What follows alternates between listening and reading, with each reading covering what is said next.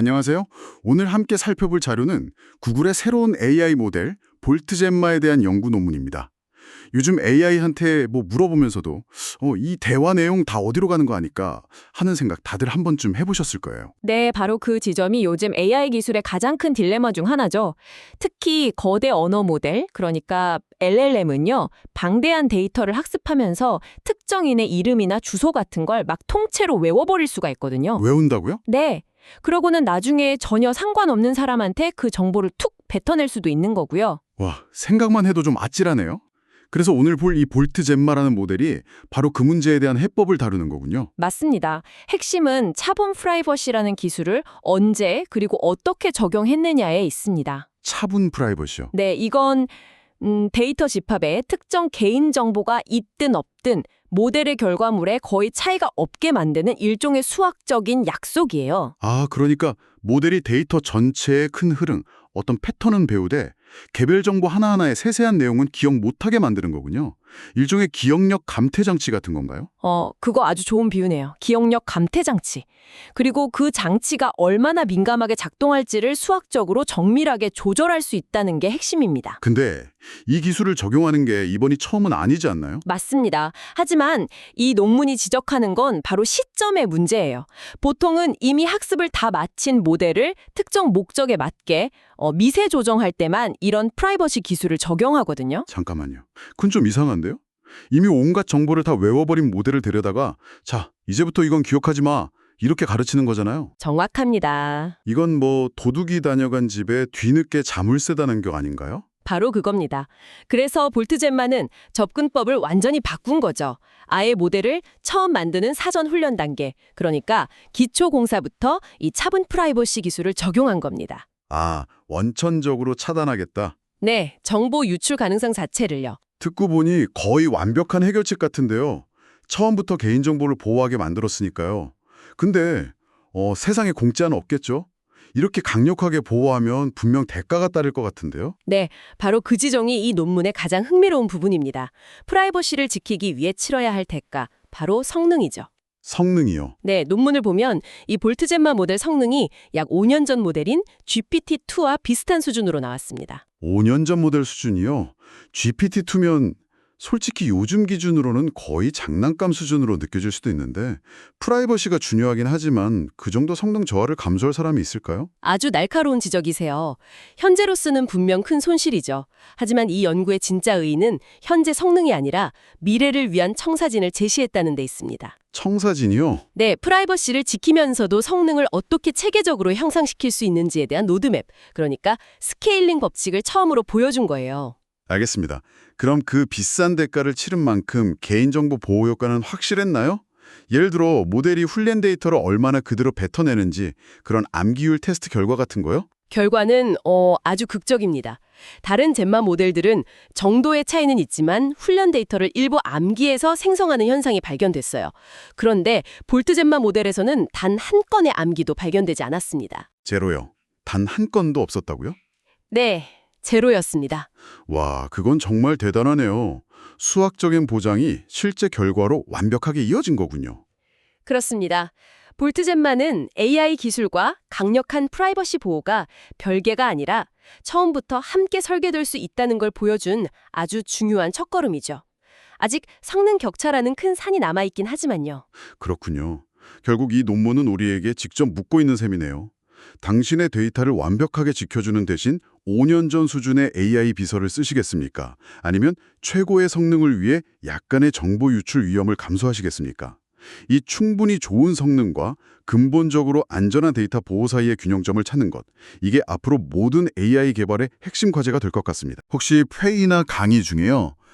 방금 저 말 진짜 중요했는데 하고 놓쳤던 경험 다들 한 번쯤 있으시죠? 오늘 여러분이 보내주신 테크크런치 기사가 바로 그 순간을 잡으려는 플라우드라는 회사의 아주 영리한 접근법에 대한 이야기예요. 데스크톱 AI 비서 시장은 뭐 이미 전쟁터잖아요. 그런데 이 회사는 좀 다르게 아무도 신경 쓰지 않던 물리적인 세계, 그러니까 오프라인 대화에서 시작하려는 것 같더라고요. 네, 맞아요. 다들 소프트웨어로 싸울 때 아주 작은 하드웨어 핀을 트로이 목마처럼 들고 나온 거죠. 트로이 목마요? 재밌는 비유네요. 네. 온라인 회의뿐만 아니라 그냥 복도에서 나누는 대화, 카페 미팅까지 전부 기록하겠다는 그런 야심이 보여요. 이 하드웨어랑 소프트웨어를 넘나드는 전략이 과연 통할지? 그게 이번 분석의 핵심 포인트가 될 것 같아요. 좋습니다. 그럼 그 트로이 목마 플라우드 노트핀 S부터 한번 뜯어볼까요? 기사를 보니까 가장 큰 변화가 물리적인 버튼이 추가됐다는 점이던데요. 녹음 중에 그냥 툭 누르기만 하면 중요한 부분을 표시할 수 있다. 이건데 이게 정말 게임 체인저가 될 만한 기능일까요? 아니면 그냥 뭐 사소한 개선 정도로 봐야 할까요? 저는 이게 생각보다 훨씬 중요하다고 봐요. 아, 그런가요? 네. 대화 중에 스마트폰을 꺼내서 화면을 조작하는 것 자체가 대화의 흐름을 깨잖아요. 맞아요. 좀 무료해 보일 수도 있고요. 그렇죠. 이 물리 버튼은 그런 마찰을 없애주는 겁니다. 최고의 카메라는 지금 내 손에 있는 카메라다 이런 말이 있듯이 최고의 녹음기는 신경 쓰지 않아도 되는 녹음기거든요. 플라우드는 바로 그 frictionless capture, 그러니까 아무런 마찰 없는 기록 경험을 팔려는 거예요. 마찰 없는 경험이라. 아, 듣고 보니 그렇네요. 이거 보니까 예전에 정말 중요했던 클라이언트 미팅 내용을 녹음한 줄 알았는데 앱에서 녹음 버튼이 제대로 안 눌려서 통째로 날렸던 아찔한 기억이 떠오르네요.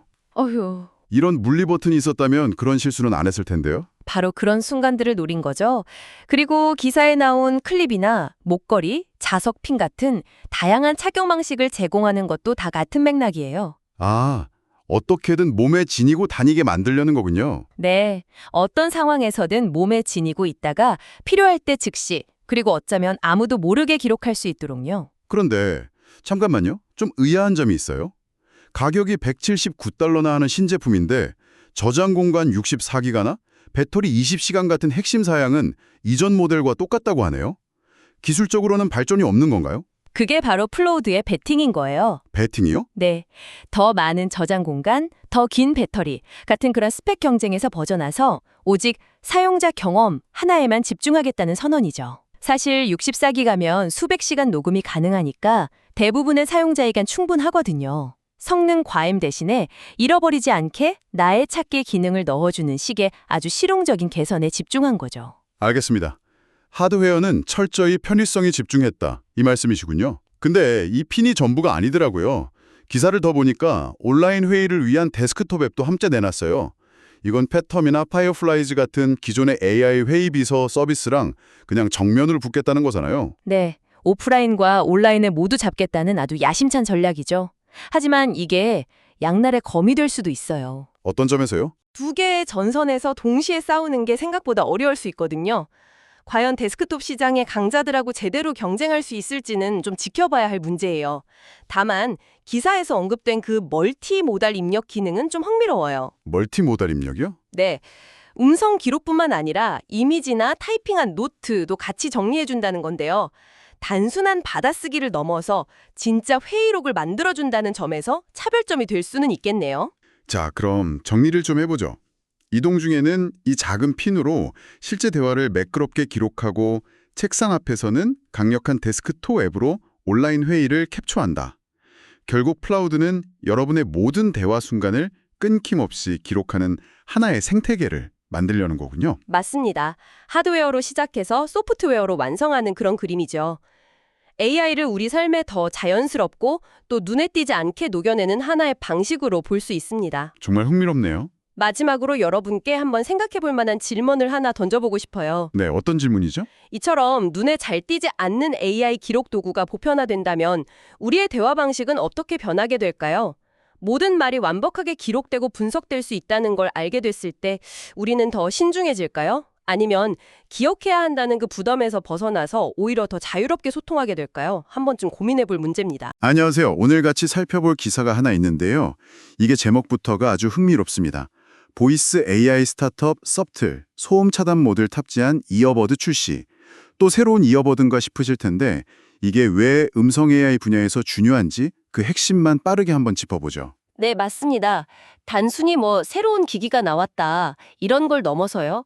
이 제품에 담긴 기술 그리고 음성이 차세대 인터페이스로 떠오르는 큰 흐름 속에서 이게 어떤 의미가 있는지 깊이 들여다볼 가치가 충분합니다. 자, 그럼 바로 한번 보죠. 섭틀이라는 회사 원래 음성 분리 AI 모델을 만들던 곳이라고 하는데요. 네, 소프트웨어 전문 기업이었죠. 그렇죠. 이 회사에서 19만 9천 원짜리 무선 이어버드를 내놨어요. 근데 핵심 기능이 역시 소음 차단이더라고요. 기사를 쓴 사람이 직접 써보니까 시끄러운 카페에서 속삭이는 목소리까지 녹음이 될 정도로 왔다고 해요. 대단하지 않나요? 바로 그 지점이 뭐랄까 이 제품의 출발점인 거죠. 아, 출발점이요? 네, CEO인 타일러 첸도 지적을 했는데 사실 음성 명령이 정말 편하잖아요. 근데 우리가 이걸 잘 안 쓰는 이유가 있죠. 주변 사람들 눈치 보고 좀 어색하니까요. 맞아요. 내 목소리가 다 들리는 게 싫은 거죠. 이 이어버드는 바로 그 사회적인 장벽을 기술로 한번 허물어 보겠다는 거예요. 어디서든 내 목소리를 좀 프라이빗하게 쓸 수 있는 환경을 만들겠다. 이런 비전이 담겨 있는 겁니다. 와, 공공장소에서 목소리를 써도 된다는 일종의 허락을 기술로 받은 셈이네요. 근데 사실 그게 다가 아니잖아요. 기술적으로 정말 잘 작동해야 의미가 있을 텐데 이 부분에서 섭틀이 내세우는 주장이 정말 과감하더라고요. 어떤 부분 말씀이시죠? 오픈 AI 모델을 쓰는 에어팟 프로 3보다 5배나 적다. 솔직히 이거 거의 믿기 힘든 수치 아닌가요? 이게 정말 가능한 이야기일까요? 아주 좋은 질문이에요. 저도 그 부분을 보고 좀 놀랐는데요. 그 자신감의 근거가 바로 하드웨어랑 소프트웨어의 결합에 있습니다. 다른 회사 앱을 그냥 가져다 쓰는 게 아니고요. 아, 자기들이 직접 다 만들었다는 거군요. 그렇죠. 자기들이 가장 잘하는 음성 분리 모델을 하드웨어 단계부터 최적화했기 때문에 가능한 수치라는 거죠. 이건 경쟁의 판을 바꾸는 접근이에요. 뭐 샌드바 같은 메모용 스마트 링하고도 다르고. 아, 슈퍼위스퍼 같은 전문 받아쓰기 앱하고도 차원이 다르겠네요. 바로 그겁니다. 그들은 소프트웨어만으로 승부하지만 서틀은 하드웨어랑 소프트웨어를 꽉 묶어서 우리 생태계로 들어와라. 이렇게 말하는 거죠. 애플하고 좀 비슷한 전략인데 훨씬 더 야심찬 목표를 가진 겁니다. 아, 그래서 $19 가격에 1년짜리 앱 구독권까지 포함해서 파는 거군요. 완전히 자기들 세상으로 끌어들이는 거네요. 기사를 보니까 심지어 잠긴 아이폰을 깨울 수 있는 자체 제작십까지 썼다고 하던데 이것도 같은 맥락이겠군요. 바로 그 지점이 핵심입니다. 핵심이요? 네. 많은 회사들이 소프트웨어로 문제를 풀려고 할 때 이 친구들은 하드웨어까지 직접 만들어서 완전히 새로운 경험을 설계한 거죠. 굳이 폰을 꺼내거나 뭐 버튼을 누르지 않아도요. 그냥 이어버드에 대고 말하는 것만으로 AI랑 대화하고 메모를 남길 수 있다는 건 단순한 편의성 개선이 아니에요. 그럼 이건 뭔가요? 이건 스마트폰 스크린의 영향력에서 벗어나려는 업계의 더 큰 흐름, 스크린과의 전쟁에 우리도 동참하겠다는 선언 같은 겁니다. 그렇군요. 정리하자면 이건 그냥 소리 잘 들리는 이어버드가 아니라 언제 어디서든 내 생각과 아이디어를 목소리로 기록하고 또 AI와 소통하는 방식을 근본적으로 바꾸려는 새로운 도구의 등장이네요. 맞습니다. 그래서 이 기사를 읽고 당신이 한번 생각해 볼 만한 질문은 이거 같아요. 기사는 이 제품을 음성이라는 새로운 인터페이스를 향한 거대한 움직임의 일부라고 표현하거든요. 네, 거대한 움직임. 만약 이런 기술이 정말 보편화된다면, 그래서 공공장소에서 속삭이는 것만으로 완벽하게 내 생각을 기록할 수 있게 된다면 당신의 일상은 어떻게 바뀔까요? 정말 키보드 대신 이어버드에 대고 속삭이는 날이 올 거라고 생각하시나요? 안녕하세요. 오늘 보내주신 자료들을 보니까 AI 분야의 아주 흥미로운 숙제를 다루고 있더라고요. 바로 기억력의 저주라고 할 수 있겠네요. 네, 맞습니다. 현재 거대 언어 모델들이 가진 뭐랄까 근본적인 한계 중 하나죠. 네, AI한테 너무 긴 글, 예를 들어 소설책 한 권 분량을 통째로 주면 마치 우리가 책 앞부분을 읽다가 뒷부분 가서는 내용을 잊어버리는 것처럼요. 중요한 정보를 놓치기 시작하거든요. 그렇죠. 모든 단어의 관계를 다 계산하려다 보니까 글이 길어지면 계산량이 너무 많아지는 거예요. 그래서 속도가 느려지거나 아예 멈춰버리기도 하고요. 그런데 오늘 살펴볼 연구는 이 문제를 기억력의 문제가 아니라 학습 방식의 문제로 접근하더라고요. 접근법 자체가 아주 신선했어요. 네, 아주 정확한 지적이세요. 이 논문에서 제안하는 게 바로 테스트 시간 훈련이라는 개념인데요. 테스트 시간 훈련이요? 네, AI가 긴 글을 그냥 읽고 이해하는 게 아니고요. 그 글을 읽는 바로 그 순간에도 계속 학습을 하는 겁니다. 스스로를 최적화하는 거죠. 마치 우리가 어려운 전공 서적을 읽을 때 모든 문장을 외우진 않지만 읽어나가면서 핵심적인 직관을 얻는 것처럼요. 바로 그겁니다. 아주 비슷한 원리예요. 그 부분이 정말 흥미로운데요. 그럼 AI가 사용자로부터 받은 긴 텍스트를 뭐랄까 실시간 교재로 삼는다는 말씀이시죠? 네, 맞습니다. 그 텍스트 자체를 교재로 삼아서 스스로를 계속 업데이트하는 거죠. 학습하는 법을 배우는 훈련을 미리 받는다는 개념도 있던데요? 아, 네. 모델을 처음 훈련시킬 때부터 이런 실시간 학습 상황을 미리 시뮬레이션 해요. 너는 앞으로 이런 긴 글을 받게 될 텐데, 그때 그 자리에서 이 글의 핵심을 파악해서 너의 신경망을 미세 조정하는 연습을 해라. 이렇게 가르치는 겁니다. 아하. 그러니까 시험 중에 참고 자료를 보면서 공부하는 법을 미리 배운 거군요. 정말 기발하네요. 네, 오픈북 테스트를 잘 보는 요령을 미리 터득한 학생 같은 거죠. 그렇다면 그 결과는 어땠나요? 보통 성능과 속도는 하나를 얻으면 하나를 포기해야 하는 관계잖아요. 결과가 정말 놀랍습니다. 그러니까 여기서 풀어텐션 방식이라고 가장 정확하지만 극도로 느린 방식과 비교를 했는데요. 네네. 이 새로운 모델 TT2E는요. 그 풀어텐션 방식이랑 거의 똑같은 수준으로 글의 맥락을 이해했어요. 그러면서도 처리 속도는 글의 길이에 상관없이 거의 일정하게 유지가 됐습니다. 와, 속도가 일정하게요? 네, 구체적으로 12만 8천 토큰, 그러니까 웬만한 단행본 한 권 분량의 텍스트에서 2.7배나 빨랐습니다. 2.7배라니 정말 엄청나네요. 그럼 기존의 가장 정확한 모델이 책 한 권 읽을 시간에 이 새로운 모델은 거의 3권을 읽어내면서도 핵심 내용은 똑같이 파악한다는 거잖아요. 맞습니다. 속도 때문에 정확성을 포기해야 했던 오랜 딜레마를 깼다는 점에서 의미가 아주 크죠. 그런데 이렇게 들으면 거의 완벽한 기술 같은데 분명 얻는 게 있으면 잃는 것도 있을 것 같아요. 혹시 단점이나 한계는 없었나요? 날카로운 지적이세요. 물론 한계도 명확합니다. 이 모델은 전체 맥락을 이해하고 정보를 효율적으로 압축하는 데는 아주 뛰어난데요.